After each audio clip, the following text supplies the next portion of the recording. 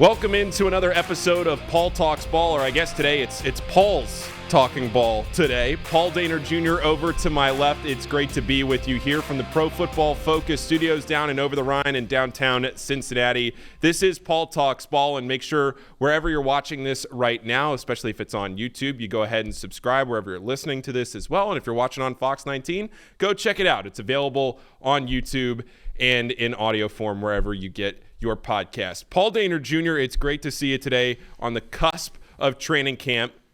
It's right around the corner. Football it's tantalizingly close. Thanks for being here. Yeah, I love this time of year and I hate this time of year. It's like, we could make the downtime like an extra month long, couldn't we? We could do that, just a little bit extra time to relax. But the NFL is relentless. It continues to bring news and storylines. And yeah, training camp. I will be happy that the storylines are just maybe going to be on the field very soon. I could use that change. Yeah, you and I were talking about that just before we went on the air here, that my goal today in this podcast and in this show was to not say the words Shamar Stewart or Trey Hendrickson. So I'm just going to get that out of the way now, because we've heard plenty about that. And maybe by the time that you all are watching this, depending on when this airs, those situations could be resolved. So we hope. Yeah, we hope. It's it's part of it though. That's part of it. It's part of the story this year. And let's hope that we see both of them on the field and we don't have to worry about talking about their default language. Yeah. Anymore. Okay. So book closed there. Yeah. And now we're gonna get into the first part of this show, Paul. What I want to do is talk about something that you have done over the last few years. And I should say, for those of you watching that maybe don't know who Paul Dehner Jr. is, he is a writer for The Athletic. He's been covering the Bengals for a long – how many years now? My first year was 2010, and I've been with The Athletic since 2019. Okay, a long time. Been around the block here with the Bengals for a long time. Also hosted The Growler. I mean, from audio, from writing, everything, Paul does a fantastic job covering the Bengals. Cincinnati guy through and through. And I want to start with what you have done over the last few years in the first part of this show right now, and then the back half of this show, we'll preview the team, talk about what fans, if maybe for watching and you haven't followed the offseason at all, some storylines to expect going into training camp. But you conduct a fan survey in the offseason, and I was just listening to your show with Jay Morrison reviewing that fan survey, and there were some very we'll say interesting pieces of feedback from that survey. So take me through that and some of the most interesting things that stuck out to you. Yeah, I mean, what I like about the fan survey, Paul, is that you get a real barometer of where the fans are at over time, because we've presented it the same way. We've asked the exact same questions year in, year out, at the exact same time, and people go in and you can see the trends. Like, to me, you get a one-off question, and we have some of those on there about should the Bengals, how they handle the Hendrickson situation, or what do you think about this move? Those answers are fine. I'm interested in what people have to say.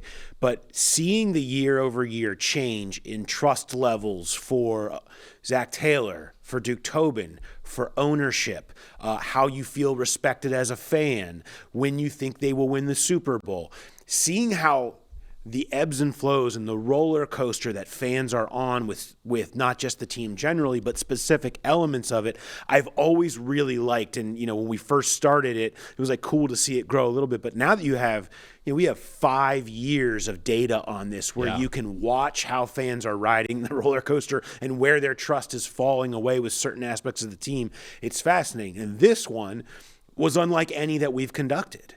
We started it in 2020, and it was very low, obviously, at that point in terms of a lot of things because the team hadn't won. And it's, all your roller coaster stuff on there is very winning based. That's just the way it's going to be.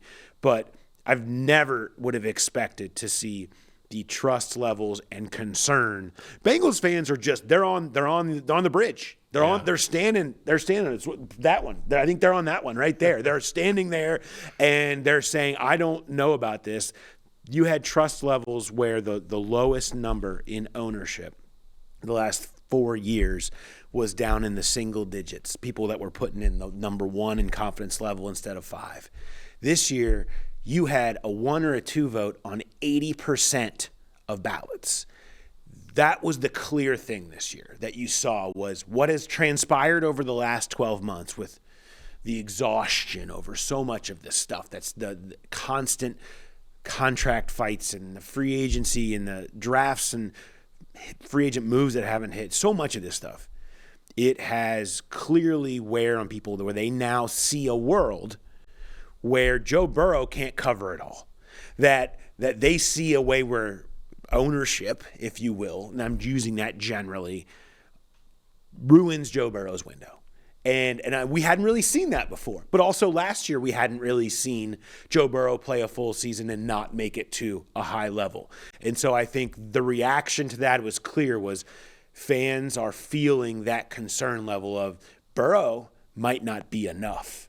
And this is, I think, kind of one of the first times that faith, which is kind of an unwavering faith, you see that really challenged and removed a little bit in terms of how fans view things. And you think about Burrow's career, too, and the fact that he's not a young guy anymore. No. And he's not a young guy. This window is open. You've made the deals. You went out. You re-signed Jamar Chase. You re-signed T. Higgins. You made the deals that Joe Burrow was asking for. And now you're hoping, like you said, that that's enough. But you're starting to see the fans question, is that enough? And I found that fascinating looking at the trajectory over the last few years of how that all played out. Yeah, and people have believed, and you can see in different segments, Duke Tobin has taken on a lot more heat, and his Q rating, if you will, has gone way down this year, and he's taken more heat than ever, where I think he's been certainly criticized, and he didn't have like some perfect unwavering belief in the past, but here you really saw that take a hit. In comparison, Zac Taylor's went down, but not to the same level as Duke Tobin's went down. But in the past, we had seen, okay, Duke and Zac had felt very much in lockstep in how people were voting for them. They kind of went together. This one, you could see fans saying, you know what, we're a little more out on Duke than Zac. That said, the last time these levels were really this low was before the 21 season. And so things change quickly, and everyone's happy in a hurry, and so things can change. But for right now, yeah, in this moment, it creates a very volatile situation in the fan base right now. So what do you think that does for the pressure of this? And I know it's all outside noise. The players need to go out there. They need to perform. They need to win games, all of that. Don't start slow, all of the major narratives that we've covered here over the last few seasons with this team. But still, when it does feel like there is more pressure now building that, it's been 0-2 and 0-2 and 0-2. And yeah, you have this core. You've proven offensively that you're willing to put this money forward. You got to do it this season. Yeah, I think they're at a pretty volatile crossroads. I mean, it's because of, it just adds on to the pile. Okay, you have 2 years of this. You have a defensive coordinator that was beloved and is now gone. Yeah. Okay. And when that happens, the heat goes directly to Zac Taylor's seat. And Zac Taylor was Duke Tobin's guy. Okay, like the first time we saw Duke up there on the podium introducing the coach in that way, like this was, they're all in this together. And so, and this has been a success. No one can say that his tenure has not been a success to this point. But it's never kind of been felt like it's at this type of crossroads where they have to now adjust and prove that they can be different, that they can deal with a lot of stuff that, quite frankly, previous regimes and previous groupings couldn't do. When they paid Carson Palmer, they couldn't make it work after that. When they paid Andy Dalton and you saw some of the departures that happened there, they couldn't make it work after that. Can they get back to making it work with Joe Burrow and this crew? I think that beginning of the season, when you have the fan base, the pressure on Zac Taylor, 2 years missing the playoffs, what Burrow said in the offseason, now he's wearing this, right? Give me T, give me Jamar, give me Mike G, all of the demands that Burrow put out there that were met mostly, the Hendrickson box notwithstanding. All of that kind of sits on being a real contender again. And what was holding them back from that is that first month of the season, and they're talking about changing that. They're changing camp. They're changing the way they do a lot of things. So, yeah, it does put a more emphasis than you would normally see, and certainly than we've ever seen under Zac Taylor, on this early portion of the season kind of just making calm come across everybody that this team is going to be for real. Joe Burrow decided to go on Netflix and do the show Quarterback. I have not finished it yet, but what I have seen of it has been fantastic. Lifting the lid. And I've really appreciated how much, selfishly, being a Cincinnati guy, highlighted Joe. I mean, yeah, a ton of coverage. It felt like more coverage of him than Kirk Cousins and Jared Goff.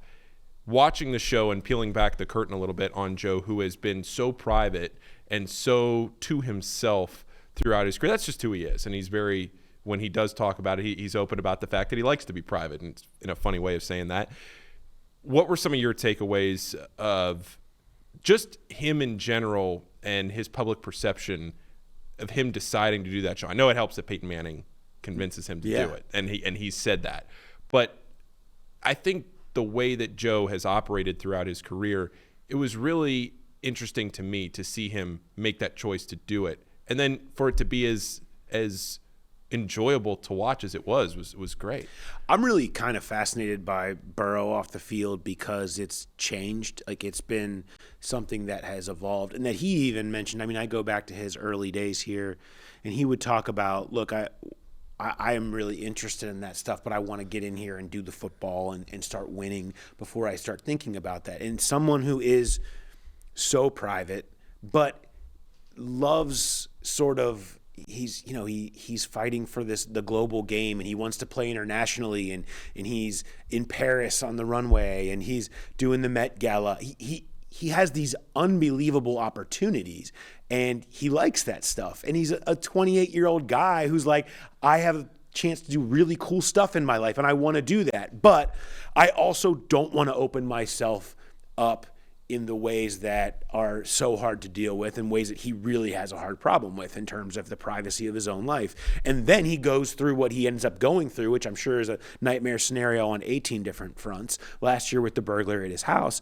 And I just think it was interesting to see him take this on and say, I just want control over it. Like, every single piece of his move into public life, there's been one thread, and it's like he just wants to feel like he has some control over his situation, knowing how quickly it can spiral out of control, virally or whatever. And Peyton Manning was part of control. Going to Paris, where he's just a guy on the runway, is part of the control. The Met Gala, I loved his answer to that question that I asked him earlier this year. He's like, I like going into a room where I'm just another guy. And that's, once you get through the photos of the Met Gala, I get in there and there's a bunch of really neat people who don't care or see me as any different than anybody else. Loving those environments. He's in suites at the Formula One place. It's all very curated, and that control is kind of where I think you see him being able to explore his desire to kind of do cool stuff, but also keep his privacy that is going to be prioritized number one over everything. How much do you think it impacts the Bengals brand in the city of Cincinnati? It's great. A marketable element is huge for Cincinnati Bengals. They need that. You're not New York. It doesn't sell itself. You're not, some of these places. You need to kind of recreate yourself as this marketable brand, and Burrow does that. And his desire to grow the game internationally and be a face of the NFL is being a face of the Bengals. And that's massive. The amount of fans that they have gotten from corners of the United States that you never would have thought would have cared at all about the Cincinnati Bengals because they have Burrow and Chase to the same degree is a game changer for the entire organization and in terms of making them more of a front and center. That's how you overcome being a small market. Is by being a global brand and having faces like that carry you into every corner. You're not Cincinnati. You're the United States. You're the Houday UK following. You're all of these people because everybody gravitates towards this person and the way he plays and the way that they play. And so that's the key to overcoming being a small market.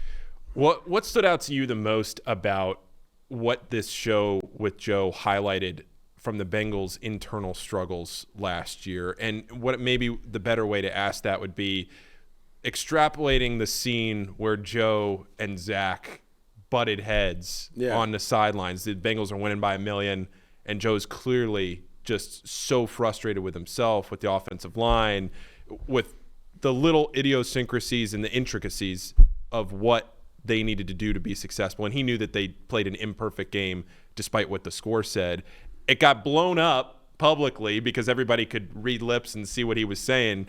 But until we actually got the clip from the show and watched it, we had no idea what was actually going on between the two of them. And I think that dynamic and highlighting that was eye-opening for a lot of fans. But was there anything else internally that stuck out to you that you picked up on from it? Yeah, I thought it was really interesting to watch him gradually grapple with failure for the first time, really, in terms of a season where he feels like he's doing everything he can. He's never really experienced failure quite like that before, not on the field. Yeah. And so for him to watch him figure out the power of his demeanor, the power of his sideline activity, the power of the way that he looks, the power of how that altercation or conversation, because I didn't look at that as antagonistically, especially when you hear it. Yeah. It's just a guy who's like sick of watching people jump off sides. And like, I don't want to sit here and say that it's cool that we won because we can't play like this. We have to, the standard has to be the standard, right? But understanding Zac Taylor's balance of, yeah, but guys are beaten down right now. Let's just celebrate a win and we'll get to it. Like all of the handling of that, I think it's really cool to see Burrow's growth in that area. He talked a lot about that last year, during the year, about understanding a little bit more about the power of his voice, the power that he can have in terms of how he does speeches. I thought the Carolina sound before the pregame speech where he steps in and kind of cuts Sam Hubbard off before they go in, of picking his moments. And he's never really been one to do that. And, I will go back to before the first Ravens game, after that Raiders game, when he was so mad. And then he had come in and basically just said, look, no time for rest. Get a lot of curse words in there, and let's get ready to go play Thursday. And it was like, oh, this is the next level of Burrow. Like, I think he's always kind of innately had a feel for that and picked his spots, but understanding how much more he can do that, I think he learned that through how frustrating everything was last year. Is how that is a great way for him to constructively handle it. And his conversation, him talking about leadership on there and not going after a guy when they make a mistake, and nobody wanting that, and understanding that real leadership doesn't come from yelling at people. It comes from bringing them together in tough moments. You learn that in going through it in ways on the field that he's never gone through it before. It was cool that quarterback was there to show us all a little bit of that growth. And now, what does that look like next year with those lessons banked from Joe? Is it make him better positioned to be an even better leader for this team if troubles hit again? I'm interested to see. Yeah. All right. I have two more here before we talk about the nitty-gritty of the team going into this 2025 season. Right before we started recording, we were talking about Sam Hubbard, and you and I were talking about the impact that Sam has made on the Cincinnati community. Obviously, another Cincinnati native. Moeller guy. Yeah. Moeller guy. That's right. And we're bonded. Yeah, that's right. And somebody that very clearly cares about this Cincinnati community. And I'm wearing the Cincy hat, Cincy shirt right now. Yeah. Love this. Broke it out today. And you look at the job that Ted Karras has done in the community and really very quickly endearing himself to this city. So I would ask, now that Sam Hubbard has retired, who would you say is maybe the next person from a community standpoint? Is there somebody on this team that sticks out to you that you would say, oh, this player or this person is somebody that the fans could latch onto from a community impact standpoint? Yeah, I mean, you mentioned Ted, so I won't go further. I mean, his is obvious. I still think there's got to be a mayoral run in his future at some point. I mean, when you consider kind of what he's been. But, I would say Orlando Brown has really embraced the community, and he's really open to being out there and doing stuff and around. And I think he has a personality for it and a desire for it. He does a lot of great stuff. That's worth talking about. That one certainly stands out to me. But yeah, there's always guys that are sort of doing a lot of the right stuff. But Sam was a monster in that area. Sam and Ted, have been so prevalent in doing those things and constantly trying to figure out fun ways to raise money and have their causes, and so I it's hard to fill in those gaps right now, but I'm sure those people will emerge. The one other one I wanted to ask you was the Bengals stadium lease. You covered this staying in town till 2036. Paul, my question for you on this is this kicking the can down the road, or is this solving things enough for now? How do you see this? It's kicking the can down the road. I mean, 10 years is a decent kick. So you're okay with some of it. But, yeah, I mean, in 10 years, you're going to be back in the same spot, talking about the validity of the stadium, and even with whatever renovations they put up. And the landscape of the NFL will have changed. What's the landscape of expansion, of international play, of this market in comparison to others, in terms of the amount of money that's involved, in terms of how expensive stadiums are and what they've meant to different communities. So in terms of the way ownership is constructed, I mean, that here. So that all will change, and it'll be a different set of scenarios. But I think the Bengals looked at this, and this is what they wanted the whole time. They wanted to kick the can down the road a little bit, but the stadium, they didn't feel like there wasn't a need to blow it up. Just make it so that it is at a level that can be sustained for a while, and then find a new point in time to see where things are at. But this wasn't the time to make the Brook Park move, right? Like we're seeing in Cleveland, or like it's the building boom in the NFL right now. I mean, everybody's looking at building something, putting billion-dollar domes up. Like that's the new thing that's happening everywhere, and you're seeing teams in fights with counties and cities all across the league because of it. But I think they didn't want to do that. They wanted to find a more responsible, easier financial burden on them, on the county, to just take it easy on this for now and not try to do anything grand. I mean, I remember when the first rendering came out, $1.2 billion reshaping of that side of the riverfront, and you could sense the Bengals being like, that's not what we want. Like, that's not what's in the plans. Maybe it's better for the city, the idea that it's better for the county, but where it landed was more of the idea of let's kick it down the road. And I think it's hard to say that's not what this is. Yeah, the one thing I do find a little interesting about it is that the Great American Ballpark, the Reds and the Bengals are going to kind of be in similar situations right around the same time in 10 years. Yeah, and, the Reds have handled their stadium differently, right? I mean, they have put the money in, they've made changes. Now, then they're set up differently. They're 81 games, they're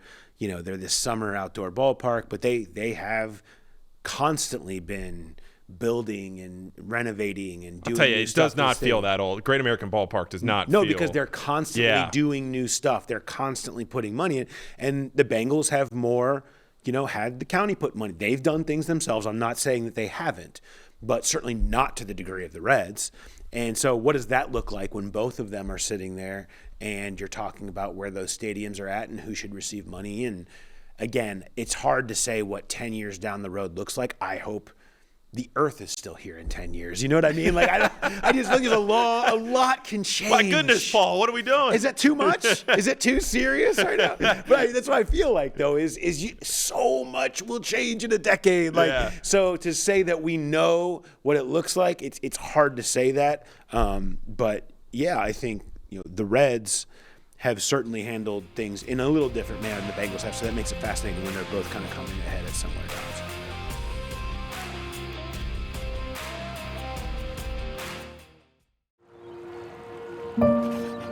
What makes us human? Humanity is found in the actions that redefine care. Actions that we at TriHealth take every day. By seeing those who feel invisible, hearing needs that have been ignored. TriHealth is healing the body and the human spirit, so all can know and live a better life.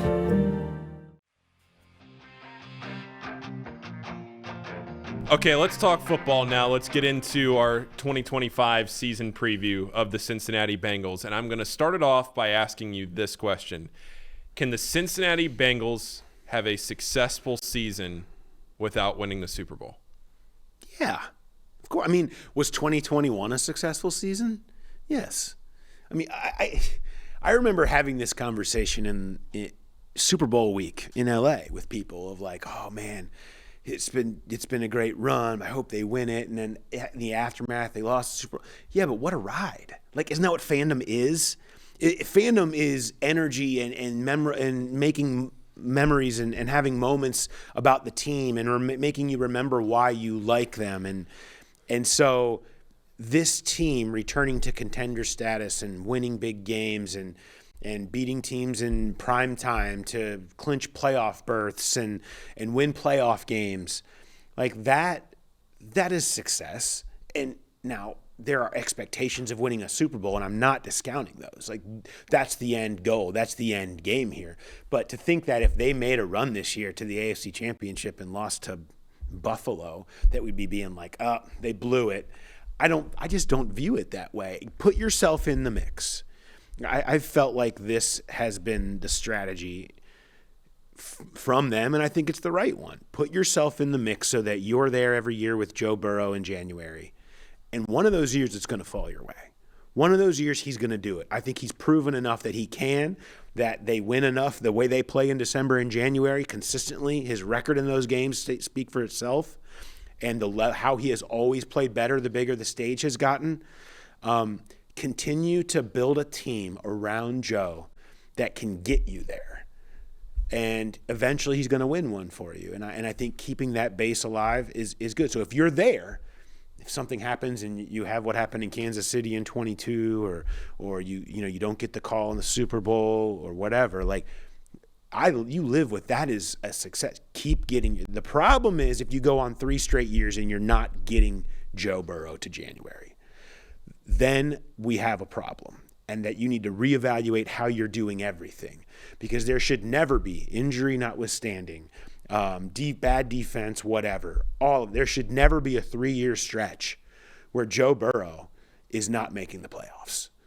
That should never happen, and that's why this is such a massive crossroads season for so many people, fans, to everybody that we talked about in the beginning, because you have to be back there. Yeah. You have to be back there. You're too good. Jamar, Joe, T, like these guys are too good, and there's too much potential to not put yourself back in the mix again. And you like your chances the same way they would have liked their chances last year had they won one more game and had gone into the playoffs with 5 in a row. Everyone would have loved to have seen what that looked like, but they didn't get to. They've got to be better at getting themselves there, and I think then you can start talking about success is building those years consistently. Talk to me about Chase Brown, because I think he really proved last year what he could, I think, be this year as a weapon. Buy all of it. Buy Chase Brown. Here's the thing. There's a couple of prongs to this. One, just look at what happened last year. I mean, weeks 9 through 17. He is 5th in the league in yards from scrimmage, only barely behind Jamar Chase on his own team. Jamar was 3rd in the league during that stretch where they featured Chase Brown. Okay, so proof of concept there. Then you have Dan Pitcher, who loves his fit with the offense. Now you have a new run game coordinator. Last year, you had Zach Moss and Chase Brown, and who was going to be the guy. And they were building this run game, not really totally knowing what it was going to be. And now they're tweaking and kind of rebuilding portions of this running game to be built around Chase Brown, knowing what he is. Dan Pitcher says, we've got a guy. He is a guy, a top 10 back. That's him saying, and we're building stuff around him. This from the guy who has Burrow, Chase, and Higgins also at his disposal. So when you have what defenses are going to have to do in paying attention to that passing game and the ability to run, during that second half of the season last year, Chase Brown averaged 4.2 yards per carry. It's not that dynamic when you consider who he is as a running back and some of the great running backs in the league and the numbers they were putting up. If you can unlock more of that for a guy who was already during that time span, 5th in the league in yards from scrimmage, he developed this unbelievable off-script chemistry with Burrow that we saw time and again in games. You combine all that together, and coordinators have to now start worrying about that. It unlocks everything, because they're not going to pull clouds off of Jamar Chase. Yeah. No matter how good Chase Brown is. But I think Chase Brown can be a premier back in this league next year, my bold claim, my hot take, if you will. Give it to me. Was that he will do something that only 2 running backs have done since 2000. That's 1,000 yards on the ground, 500 in the air. And you're going to see him go over 1,500 total yards. And he's going to, if you do that, you're a Pro Bowler, you're an All-Pro. I think he is going to be viewed in, your top 100 lists, your top whatever list. I don't even see him on any of that stuff right now. I feel like he's totally overlooked. People not paying attention to what was happening the second half of the season and how dynamic he really is. He's got to stay healthy. He's not going to get the same, share as he did the second half of the season when they had no other option, but he's still going to get a ton of it. And when you parse that out over 17 games, I don't think that's even crazy to say that he would have 1,000 yards on the ground and 500 in the air. And if he's doing that with everything else they have, I think you have the top offense in football. Staying on the offense, you talk about another guy who burst on the scene, Andre Yoshivash. Yeah. Trying to build again off of a very nice season last season and to be a reliable option for Joe Burrow. You saw some of that, throughout the offseason, just reading things, picking up on things, and how much it feels like Joe wants to trust him to fill into that role and to be that kind of a guy, that wide receiver 3 that you could be. Any initial impressions here going into training camp? Yeah, the Bengals, the shift away from Tyler Boyd when they moved on from him, the staff really liked the idea of a big slot, and Yoshi had never really done slot. I mean, last year in camp was the first time he'd ever done. I'll never forget him beating Mike Hilton out of the slot last year in camp on day 2 and being like, what's happening? He's playing slot now. He's beating Mike Hilton, but you saw the work that he put in with wide receiver coach guru Drew Lieberman. Him and Chase Brown both did. They did that last offseason. You saw these massive strides, and they're like, let's try it. Now you can have a guy who's a little bit more built. And the one thing that I know they talked a lot about, and Andre talked a lot about, Dan Pitcher and Zac Taylor talked a lot about last year, was Andre's understanding that in this offense he's not going to get a ton of targets.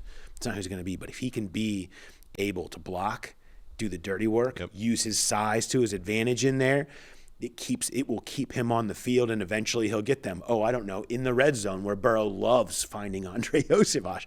And so that, I think, has built trust, and trust with Burrow is the number one thing here in this offense. It can get you kicked out the building. It can get you kept around the building, and he's got it. And I think his ability to be that kind of big slot and keep growing in his game and understanding what he's doing, I think he's solidified as a real number 3, number 4 with Gesicki in that kind of slot mold. And he's versatile. You can do different things. His ability to move around is a key to allowing Jamar Chase to move around. You don't, if in the past, originally before last year, you knew where everyone was kind of lining up. Tyler Boyd was a slot receiver. T was going to be on the outside. Jamar, they tried to move him, but when the other guys are stationary, it's hard to move him around more. Well, when they have Yoshivash in the mix and Gesicki in the mix that are very versatile pieces, suddenly what are they doing? They were moving Jamar Chase around a lot more because there were more spots open to move him to. And that left defense is totally in a bind, and you have a triple crowner. And so when you do all that stuff, you can really unlock a lot of things, and Andre is a big part of doing that. And I think his evolution as a receiver too is going to be what they hope continues to grow. But you have the trust, you have confidence, you have time on task. He's in a great spot. They're top 4 with him and Gesicki in the top 2 is just so solid right now. And then, we'll see what happens with some of the other, more variables behind him. Yeah, and one of the names that we haven't mentioned is Jermaine Burton. And obviously there were a lot of off-the-field questions about Jermaine, maturity, things that he needed to figure out to put himself in a position to succeed on the field, trying to get some of that leadership and make sure that he could put himself in a position there to help contribute to the offense of this Bengals team. You think he's done that in this offseason? Or do you have any expectations for him going into this year? I mean, he's done all he can do. Yeah. I mean, it's just going to take so much more than one good offseason program, than showing up for 10 weeks or whatever. He needs to do more than that because trust was torn up worse than that. And so he's got to prove that in week 4 or week 8, they can count on him to show up. And I mean that in every way of the word. Show up to practice, show up to walkthrough, show up on the field, show up running the right routes, and when it matters.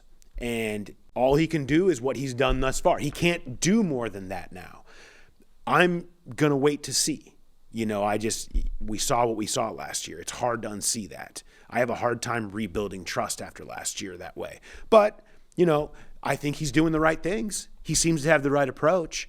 I think there's a lot more time that he needs to earn something. But there's going to be a time where they're going to say, I'd love to have Jermaine Burton here right now. At some point next year, that time will come.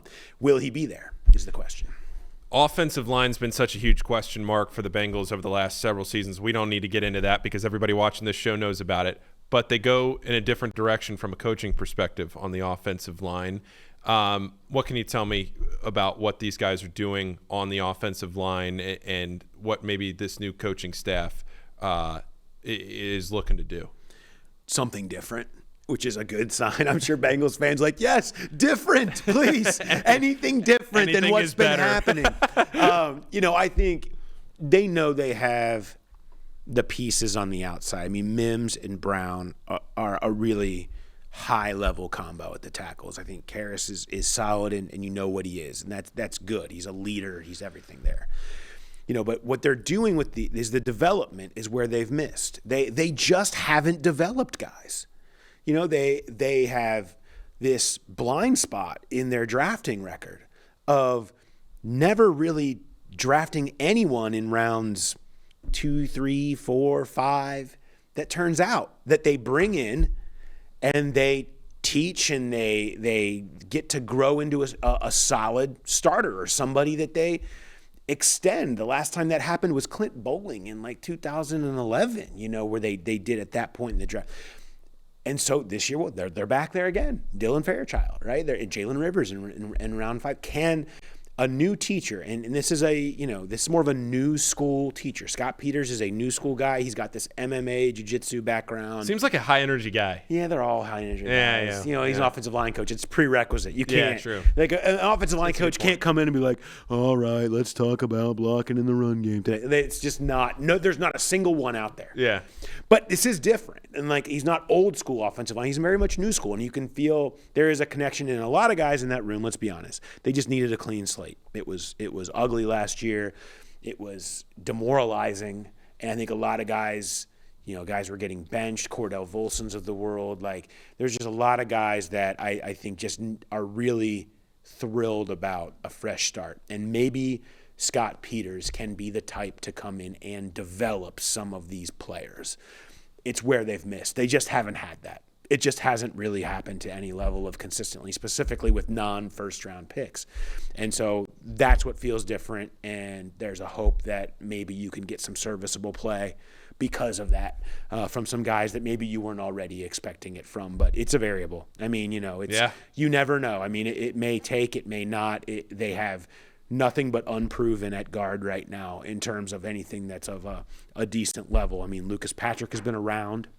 Okay, he's a journeyman essentially.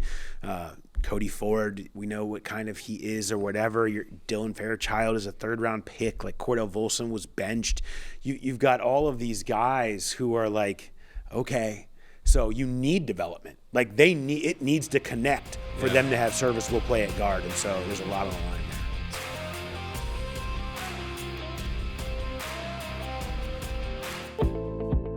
there. At Payroll Partners, you're not just a number. We provide a best-in-class HR and payroll experience that's built on award-winning technology and live support customer service with a dedicated payroll specialist who's just a phone call away. You shouldn't have to choose between technology and customer service. At Payroll Partners, you get both. Locally owned and operated, visit payrollpartners.net today. That's payrollpartners.net.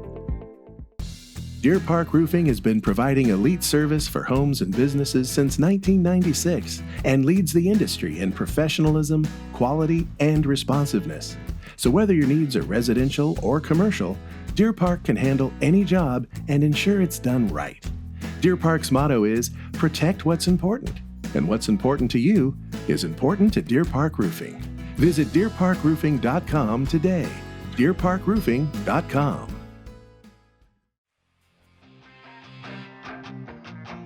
Flip offense to defense here. Al Golden comes over from Notre Dame, takes over as the defensive coordinator here in Cincinnati. first impressions of Al Golden, what he maybe did in OTAs, what this team is looking at out of Al Golden to shift it. Obviously, a very turnover-centric defensive style at Notre Dame. I mean, they're number one in takeaways, tied for first in defensive touchdowns. I mean, it's somebody who likes to take the ball away, but some of that sometimes, Paul, as we know, is up to chance. But some of it, you create your own chances, right? And I think this style, somebody that's familiar with Cincinnati, I'm very, very intrigued to see what this defense is going to look like. Yeah, I mean, I can't even tell you how many times I heard the phrase ball disruption this entire offseason program. It's like finding ways to, affect the passer, to finding ways to create turnovers, all of that stuff. But I think, he is there's more pressure on Al Golden than anybody in the entire building. There just is. They have handed him, in many ways, a variance of the same defense that was awful last year, historically awful, and said, but you can make it better, okay? And now they're playing to his strength.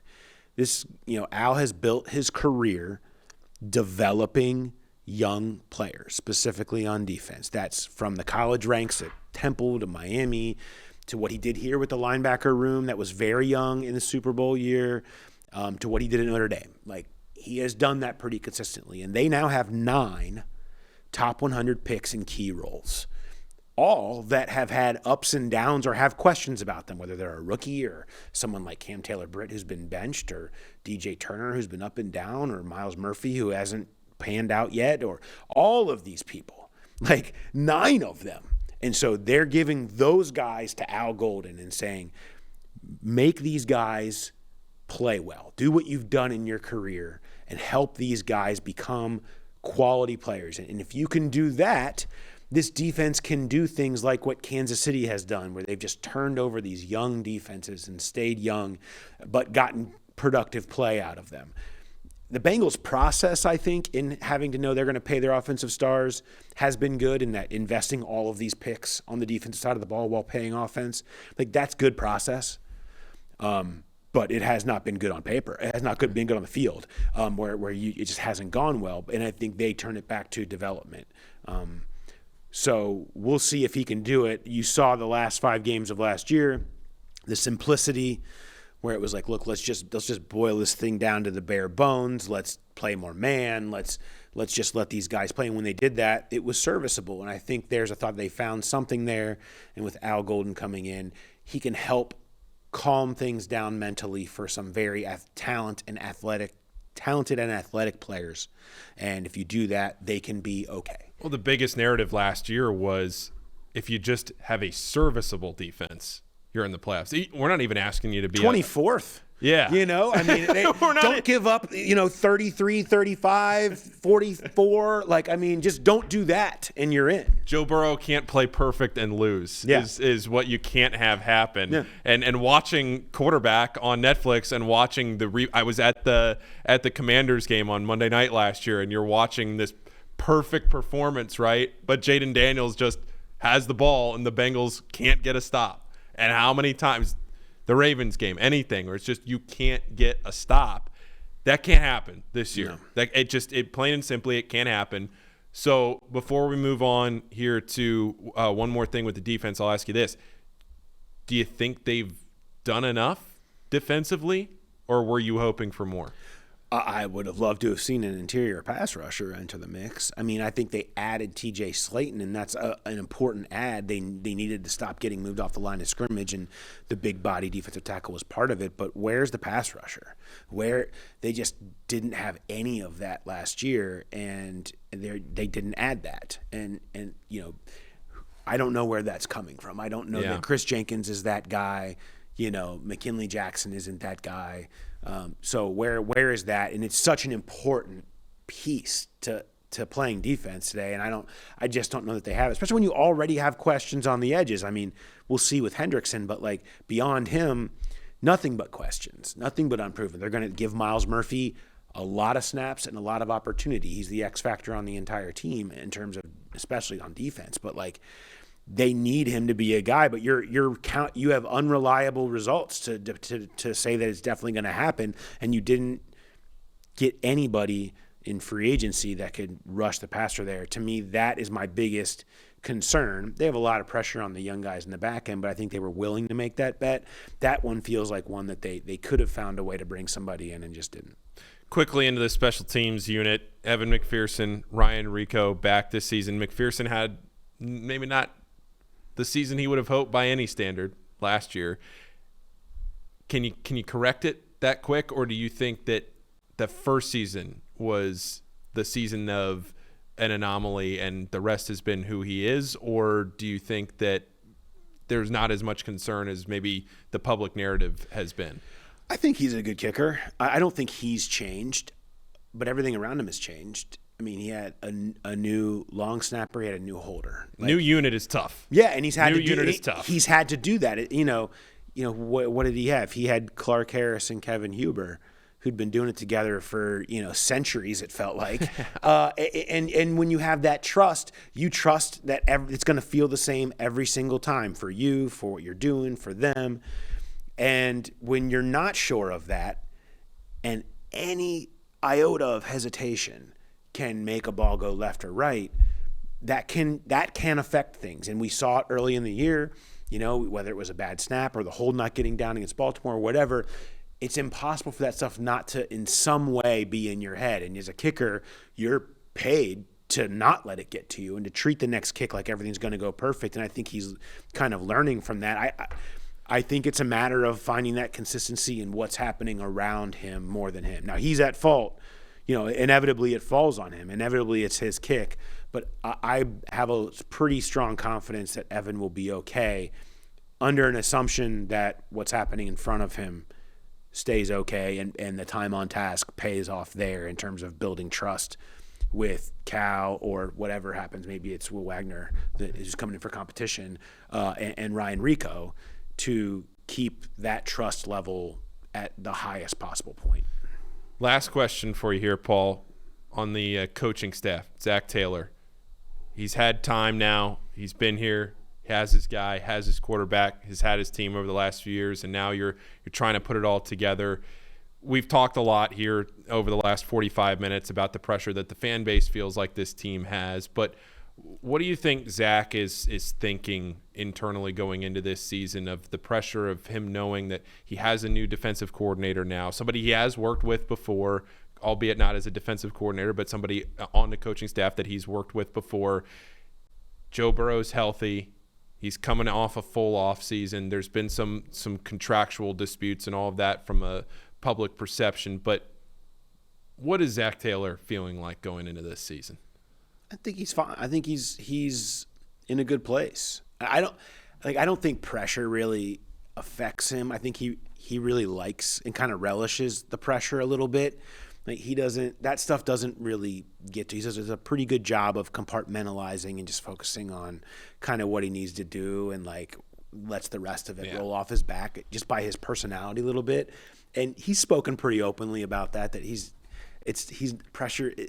That's what this job is, and that's why you want the job, is because you love the pressure, and he loves the pressure. I mean, from being a quarterback at Nebraska to being the head coach here and being through trying times at the beginning and everything else. I don't think that's the part.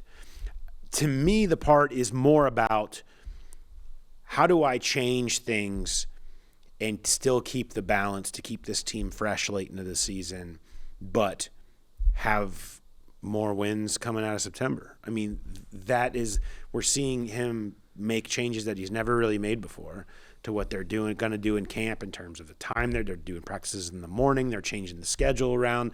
They're changing the routine of how many are open practices. They're changing the way they handle the lead up to the preseason games. They're going to play players in the preseason more. All of this is changes for someone who hasn't changed that and has had pretty obvious beliefs on the opposite side for a while now.